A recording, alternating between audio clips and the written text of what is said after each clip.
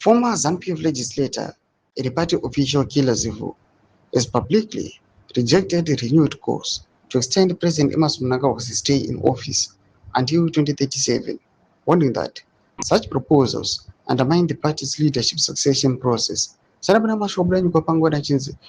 Chiwenga deserves chance to rule. ZANU-PF official board lead declares. Don't forget to subscribe or like on the bell icon. Deeping up developments, I'm to Pangwadi na Killer Zivu. I'm Daniel Rachiti. Reacting to remarks, the ZANU-PF Central Committee member Goodwill Masimrembo, who has been advocating for an extension of Mnangagwa's tenure, Zivu suggested that pushing the president beyond his constitutional term would effectively deny Vice President Constantino Chiwenga the opportunity to eventually assume the country's highest office. In a social media post, Zivu urged party supporters to exercise restraint instead of prematurely discussing another extension of Mnangagwa's rule.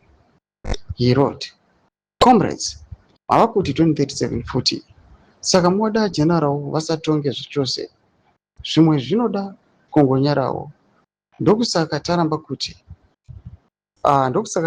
kuti vamugabe vatonge vari pauche ushe madzoro hono ravamwa 2030 yacho haisati yatasvika, imi mava kuti 2037 next campaign manenge moti kingdom."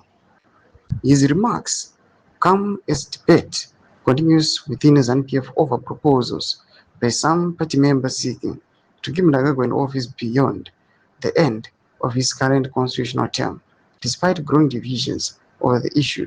Toma developments ari kuda panguva ino, Killer Zivu achisa makoments ake panouya kuti President Emmerson Mnangagwa's term must be extended to 2037.